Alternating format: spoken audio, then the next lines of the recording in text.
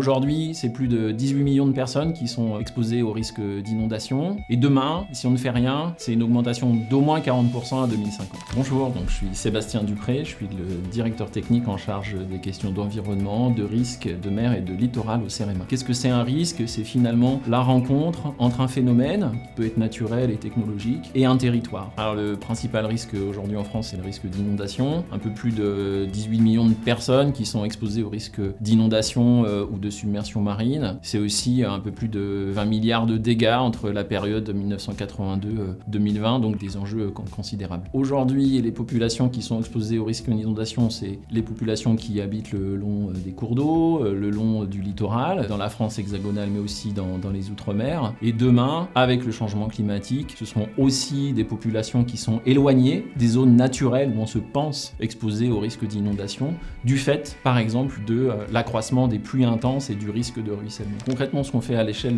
du CEREMA avec les territoires, c'est d'abord d'aider les territoires à connaître et à prendre conscience de leur exposition au risque. Je vais donner un exemple très concret. C'est une étude qu'on a produite sur l'ensemble des littoraux français pour connaître leur exposition au recul du trait de côte. Et ça, c'est indispensable de connaître le risque et de le partager. La deuxième action, c'est de prendre en compte le risque comme une sorte de réflexe dans les mesures d'aménagement au niveau des bâtiments, au niveau des infrastructures. Le CEREMA travaille très activement sur la désimperméabilisation, la restauration du cycle naturel de l'eau en ville. Désimperméabiliser, c'est un terme un peu barbare. Concrètement, ça consiste à retirer, par exemple, l'enrobé qu'on a mis à l'intérieur de cours d'école, qu'on a mis sur des trottoirs, et de le remplacer par d'autres matériaux qui vont permettre à l'eau de s'infiltrer, et au premier rang desquels, évidemment, du sol avec de la végétation, de l'herbe, des arbustes. Donc c'est vraiment des opérations qui, à la fois, sont très positives sur le cycle de l'eau, mais apportent beaucoup de services en matière de biodiversité, en matière d'aménité, en matière de rafraîchissement. Donc c'est vraiment des opérations gagnantes sur de nombreux plans. Les collectivités aujourd'hui, elles sont mobilisées